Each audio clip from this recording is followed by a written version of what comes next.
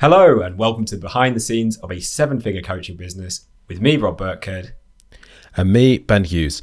Over the past decade, we built Trinity Transformation to over 500 one-to-one online clients and 7 figures in annual revenue, and it's been a real roller coaster journey. We've put together this podcast to reveal the inner workings of a 7-figure online fitness business, as it's something we wish we had access to along the way, and it would have really helped us to get here a lot faster. And so hopefully it'll help you too. So in today's episode, we're going to reveal how to make an irresistible offer. So sit back and relax and welcome to today's podcast. So let's get straight into it. Why does an irresistible offer matter? Ben, you're the kind of master of the irresistible offer in Trinity. So why would you say it matters so much? So I think the reason why the offer matters so much is because every business, at some point, you've got to sell some kind of product. You've got to create something and you've got to tell someone about this thing, and they have to turn around to you and say, I want that, and I'm willing to actually, put my hand into my own pocket and pay for that thing. Hopefully, you then deliver a thing which also, they're very happy with. It delivers the results that you've promised, and they're very happy, you're very happy. It all works out brilliant. The problem is if you don't offer somebody the right thing, which is a fit for them and which solves their particular problems, it's then very, very difficult for them to actually want it. It makes it easier for both parties when the thing that you're trying to sell someone is something that they actually want. There's nothing worse than someone trying to sell you something that you actually don't have any interest in. When those people ring, the doorbell rings, you open the door and it's someone who's trying to get you to sign up for something, and you just go, oh God, I do not want this thing. Whereas if, you've gone into somewhere and you've decided this is actually something I want, and somebody's trying to sell you something that you really want, then the process is much more pleasurable for you and for them. And hopefully it's a good overall relationship. So I think getting the offer right really it's the difference between really struggling to sell things to people, having to hard sell people and try and force them into it and give them discounts and special offers to try and make them want your thing, or just having something that people actually want and you just say, listen, this is what I've got, and they go, amazing, how do I sign up? So I think the offer makes the biggest difference in terms of how easy it's going to be to get clients on board. And I was muted, sorry. Dog's barking at the door. I don't think most mentors teach this very well. We really struggled, I would say, with this for a long time. So before we get into kind of what a good offer looks like and how to put it together, I know from maybe 2016, 17, 18, we were really trying to figure this out. We were kind of told a lot, weren't we? You've got to have a niche. You've got to have a good offer. And we just couldn't figure it out. So we put together a load of different things. We had something called Transformation Academy. Do you remember that? Back when we had our office in Bath. And we'd made this really flashy new program that looked great. I'd got a professional designer to do the logos and everything. Whereas previously we'd just done it all on our own. I thought, this is going to work really, really well. It looks really, really swish. The problem is, hadn't actually learned at this point that what we thought was good wasn't necessarily what the client wanted, and we lost about half our clients transitioning over to this thing called Transformation Academy. And then we tried to sell something else called the motivation method. We had a motivation method podcast, didn't we, at one point? Didn't last too long. And again, we were trying to kind of throw shit at the wall. This is kind of how I see it now in retrospect, and I hope it would stick. And none of it really sticked until we nailed the offer for Fit Over 40, which is what we sell now, right? So yeah, exactly. What did you take from that kind of period, Ben? What was your biggest takeaways from that and learnings? I think, as you said, lots of, we've had loads of mentors and coaches, and who've taught us, I think we've learned different things from all of them, which is really, they've all been very helpful. But they all everybody says, you need to work with a specific niche. You need to work with a specific group of people. You can't just say, I'm going to coach everybody to lose weight, because it doesn't work.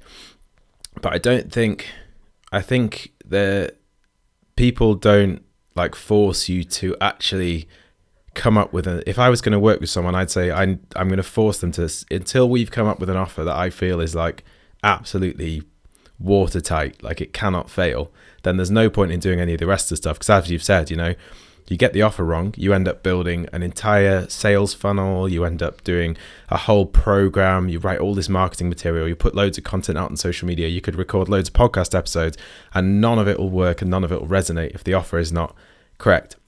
And I think the when we sort of figured out a good offer, that all kind of changed. And another thing to keep in mind as well is you come up with your niche, which we'll talk about in a minute, sort of how we would go about creating a good kind of offer for someone. But once you come up with this initial offer, this initial niche, I think it's also really important to then, a lot of what we talk about, obviously with Trinity, we've been coaching women around menopause, which are completely different to us.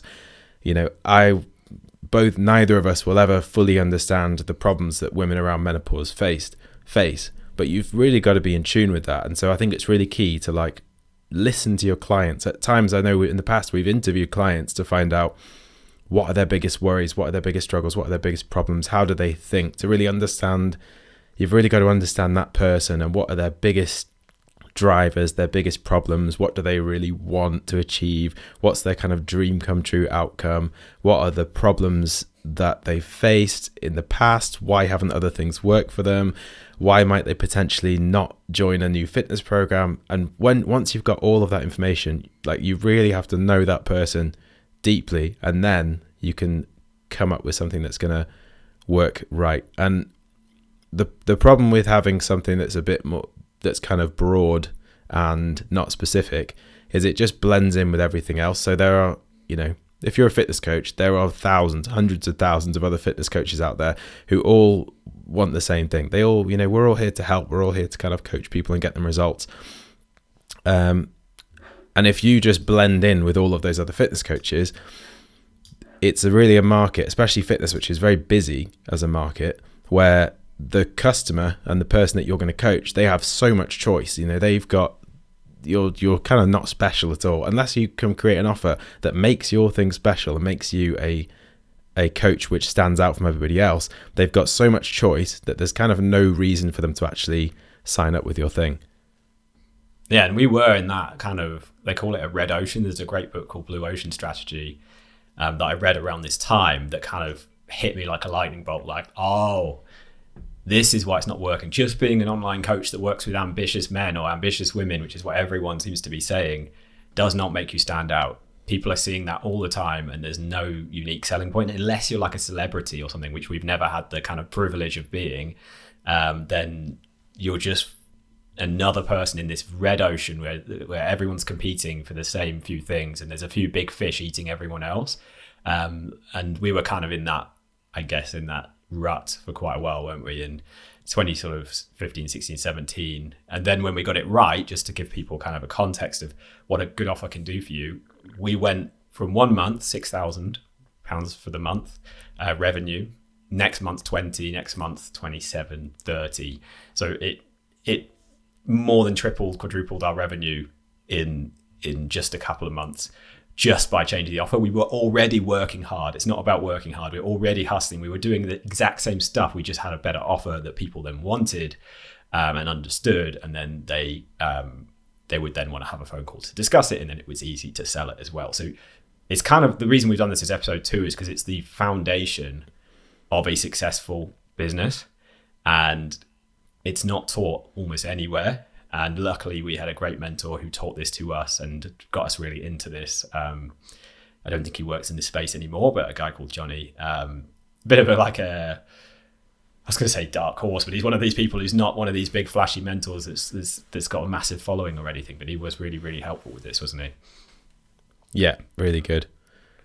So we've got a bit of a framework to teach how to come up with a good offer, because we were never taught this.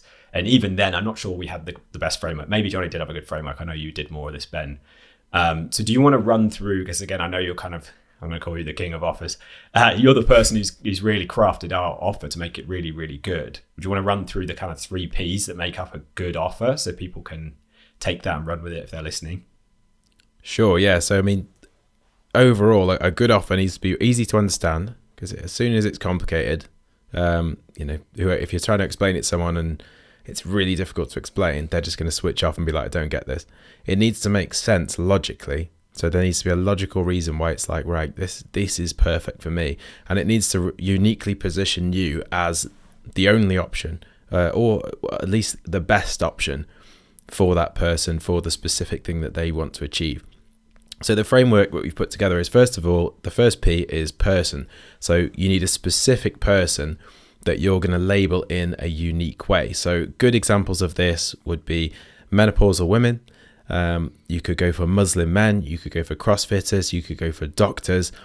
And then, depending on how, I don't think there's really any, you can't really go too specific with it either. So, more specific than menopausal women, which I have one. I mean, it's quite broad what we kind of, the sort of group of people that we help. We could do menopausal women who are doctors. That would be an even more specific niche. And the good thing about getting specific with the person that you're talking about is, we'll get on into a minute, but the problems that person has, you can then, it's easier to know and kind of figure out what the problems that person has, and those problems will be specific to that specific person.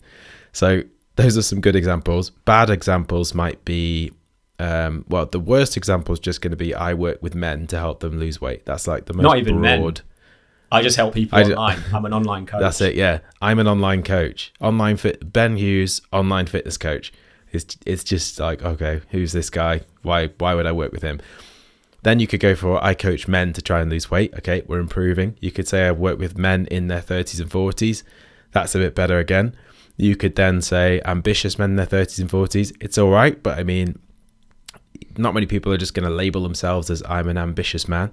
Or you could say, I work with men in their 30s and 40s, men from London in their 30s and 40s who work in finance, and I help them to achieve whatever, get a six-pack in 4 weeks, whatever it is. But once you can get to that really specific group of people where it is, you can picture this person, and you can imagine that if you had lined all of your clients up, they were all kind of similar in the same way. Which is also good, because we ran an event at the weekend with some of our clients in Birmingham, where we did like a gym workout with them. And the great thing about working with a specific group of clients is that when you bring people together in situations like that, everybody has so much in common, and they kind of all click with each other automatically. So it helps you build a stronger community as well. It helps you coach people better. Everything becomes easier the more specific that you get. So the first thing to do is to figure out who this specific person is. The way we figured out who our specific person was really who we were seeing the best results with. So the clients that were coming to us saying, wow, I've lost 3 stone with your program, and I've tried everything and I wasn't seeing any results at all. We were getting these women around menopause really, really good results. And, also when we thought, who were our best clients, the ones who are like, almost the ones who we ended up, sharing their testimonials, like, this is an example of one of our most amazing clients. They were all the kind of women over 40. So that's how we ended up gravitating towards that for ourselves. And I think it's important, as you said earlier, to listen. We didn't just come up with this overnight. You were listening and I was listening. We were having phone calls with clients and having, the occasional sales call, even when the offer wasn't good, where you'd hear what people were saying, and finally it clicks and you're, okay, all of these are women are saying, since I turned 40, everything's changed. I just don't seem to be able to see results anymore. So when you can pick up on that thing where they say, oh, it's different for me, because that's a good reason to kind of define that niche or that specific person for your offer. So it could be, people just don't get it because I'm a Muslim and I have to do Ramadan, and we have all this different Indian food, which diet plans don't cater for. Perfect, that's a great niche. And I'm not saying that's a niche for everyone. That's probably a niche for someone who is already Muslim who gets it. Although, as we've proven, as we're not menopausal women, it doesn't have to be that way. I'd say for that one, it probably does. It may be people say, look, I'm a doctor, I've got to work shift work, and no one really understands how tiring it is when you do shifts and how little time you have to train. So again, that could be something where people, again, they label themselves as different because they're that thing. Or I'm a man and since turning 40, it feels like my testosterone's gone through the floor.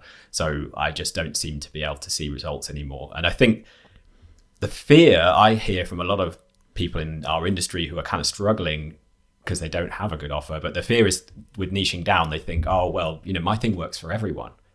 And therefore the world is my market. So I could definitely be rich from this because everyone could work. I could work with everyone. And there's 70 million people in the UK. What would you say to someone who's kind of saying that? Yeah, I think that's a good point. And people often get worried as well that that you're going to put people off, and you are going to put people off because like if you looked at our website and it's fit over 40, we've coached 6,000 women around menopause to see the results. Any man who looks at that, we never get men applying. We never get men sending us emails saying, can you coach me? None at all. We get the occasional woman in their 20s or in their sort of 30s. No one in their 20s contacts us. We get the occasional woman in their 30s saying, hi, I'm only 38. I'd really love to work with you guys. Can you still coach me even though I'm not 40? So you will put people off by having that niche, but you could the options are basically, if you try and appeal to everyone, you can basically get everyone can come into your program, but they're going to kind of, it limits what you can charge for the service that you're offering because it's kind of a generic service. It blends in with everything else. If you can do something that's more specific, then yes, you might put off 90% of people, but the 10% of people who this is perfect for, they're going to be willing to invest more because you've got a better solution for them. And then, there's loads of other benefits that comes with that, because if people are investing more in working with you, you don't have to have so many clients. If you have less clients, you can deliver a better quality of service. If you do that, you can then deliver really good results. Those results are going to get you good reviews, then your reputation improves, and then it all kind of feeds into itself. But the second thing is really the specific problem that these people have. So once you come up with this person, you then need to figure out what's the problem that they have. So the broad problem, so that if we use menopausal women as an example, the broad problem that the women that have got, they might not know that this is the problem they've got, but we know that because their hormones have been changing as they approach menopause, this can make it more difficult to lose weight. And it can mean that all of the things that they've tried in their 30s and 20s might not necessarily work now they're in their 40s and 50s and they're approaching the menopause. That's kind of the second level of the problem. And with all of these problems, there's going to be the kind of problem that they know, which is like what they're immediately facing on a day-to-day basis. So our client doesn't necessarily know, oh, my hormones have changed and that's why I need a different approach to lose weight. But they do know that they've been doing loads of cardio exercise. They've been stepping on the scales at the end of the week and they've seen no movement, and they've tried a diet which worked in their 20s and they've put loads of effort in and they've eaten really well and been really consistent with it. And again, they've seen no results. And all they know is their weight is increasing around the middle area. They're struggling to fit into their clothes. Their clothes are getting tighter and tighter. And they feel that they are trapped in a situation where they're trying everything and they're not seeing any results in the mirror. So you've got to figure out what that thing is for your specific niche. And like, as you said, Rob, the way we figured out this is what our clients are experiencing is you get on the phone with someone on a sales call and you say, okay, where are you at the moment in terms of your weight? Is your weight going up? Is it going down? Is it staying the same? What's currently holding you back from losing weight? And very quickly you hear people say, well, yeah, I've been trying this, I've been trying that, I haven't seen results. And when you hear this over and over and over again, then that's the problem that you know is specific to that person. So that then every time you communicate with people to try and explain this to them, because you've got to kind of take them through a logical progression of start with, okay, this is the problem that you're experiencing right now. For example, it might be you're not fitting into your clothes. Then once they go, oh yeah, that is my problem, then you've got to be able to explain that and say the reason for that is, and the reason why that's specifically impacting you as a woman in your 40s and 50s is because your hormones have changed as you're approaching the menopause, which can mean that diets that you might have done in the past don't work. So you need this person to then go, okay, I understand. Finally, I understand. Somebody has explained to me why I'm stuck in this situation that I'm in at the moment. So that's kind of the second part, the sort of specific problem that your ideal client has. Then the last one we have is P for path. So we've got, just to recap then, we've got person, problem, and then path. So what's the path then? What does that mean? So the path is basically a unique solution to that problem. So once you've said the reason why you're not seeing results is because your hormones have changed around menopause, which can make it more difficult to lose weight, tone up, you then need to provide a unique solution. You don't have to go into too much detail about this solution, but you need to say, we've got this thing and it's specifically designed to work for women in this exact position whose hormones have changed, who have not been seeing results. We've tailored it so it will work with those changing hormones. It will help rebalance your hormones. And then using this thing, you'll be able to drop 2 dress sizes in X amount of time, whatever it is, 3 months. It's actually quite hard for me to, we've got some other examples written down. It's hard for me to actually put this into, like, come up with another example and flesh it out nicely, because I've spent so much time writing so much sales copy and so many videos and all of that about a specific thing that, like, we're so in tune with women around menopause, which is it's good. It's kind of how you have to be, right? Yeah. Let me have a go. So let me go. I'm going to go real out there. Muslim men. Let me go with that one. So the problem, let's say the path. I think the key thing with the path is you give it a unique name.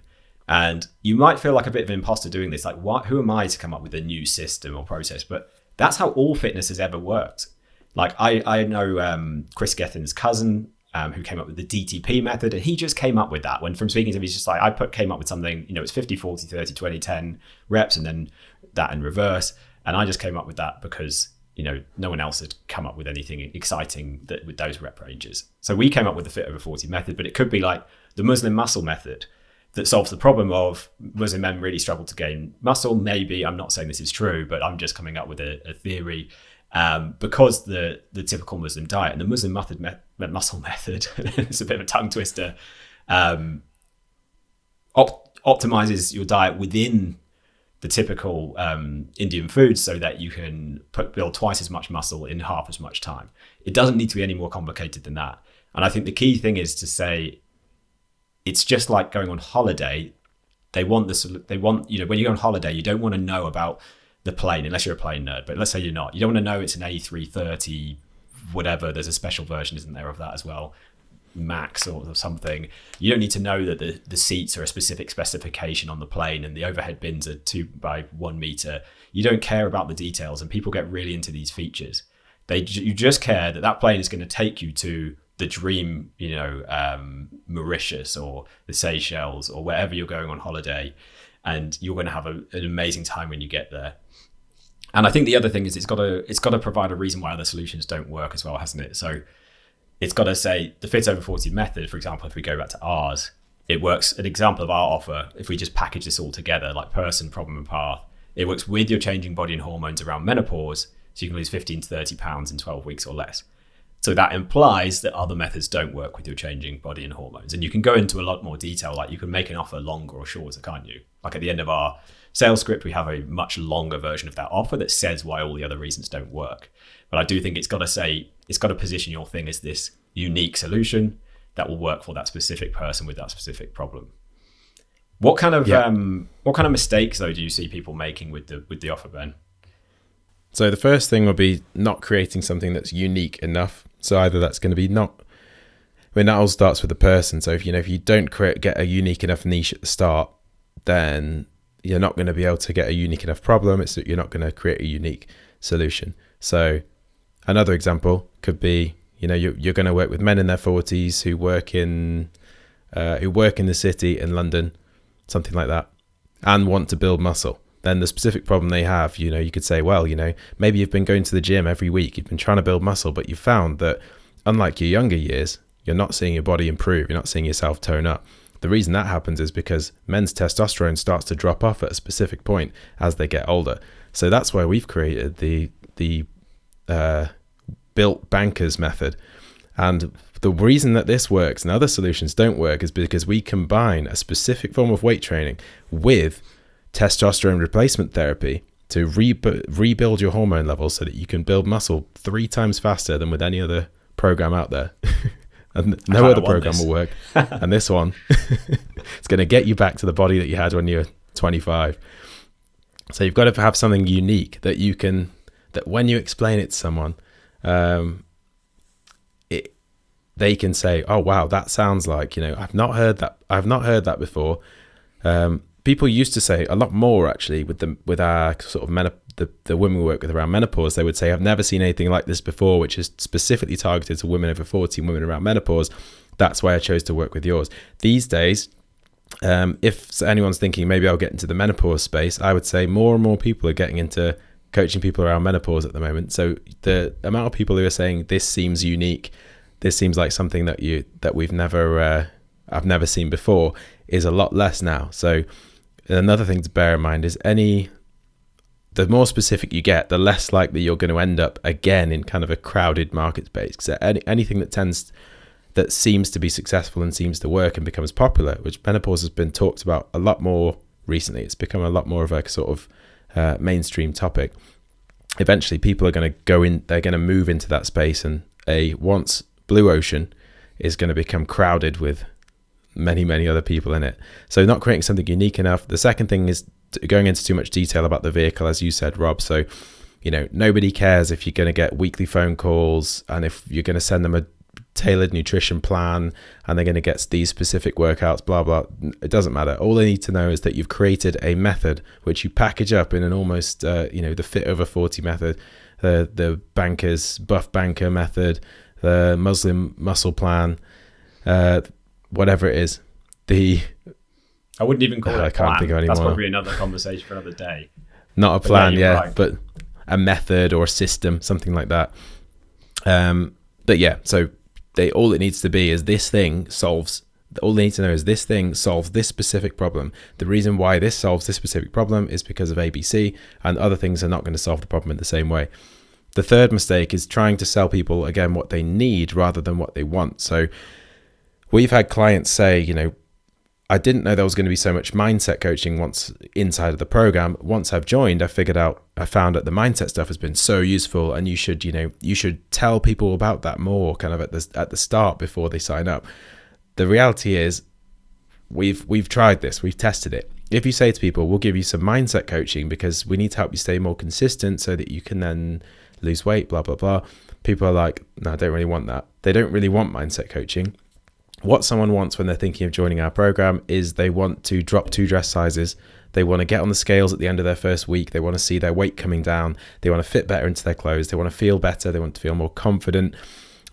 So some people as well, maybe they want to reduce pain or sort of avoid health problems or anything like that. But there's like a urgent problem that people will want to solve, and that's the most important thing that you can tell them in your offer. It needs to solve the problem that this person is facing on a day-to-day basis. Because if you're, for example, if I hammered a nail into the side of my head, that's going to be my biggest problem. My priority now is I need to pull this nail out of my forehead, because I'm not going to care about, have I paid the electricity bill or how much food's in the fridge. All of those things become irrelevant. So if the person you're talking to, they're probably in such a painful situation. They've been trying to lose weight for years. Their weight's creeping up. All their clothes are not fitting. They feel absolutely trapped and stuck. That's the problem that you need to be solving for them. The one that's actually causing them a lot of distress and a lot of pain and having a negative impact on their life. And it's not until you get them out of that pain situation that then you can give them what they need after you've got them in based on what they want to achieve. Yeah, it's a huge mistake we made for a long time, I think. So look, that just wraps up. It's quite brief, obviously, but that's the kind of the fundamentals of building an offer. And it's the first step to building a 7-figure fitness business as well. If the offer's not right, you're going to be constantly fighting that, and you may be able to outwork it for a little bit, but you're never going to be able to kind of really scale and grow rapidly if the offer is not bang on. And we've got loads more we want to share, tons more stories about the successes and many failures we've had along the way. So we hope you enjoyed today's episode. If you found it helpful, please hit the share button, share with another coach or business owner who could benefit from hearing this, and we'll catch you next week for another episode. We will see you then.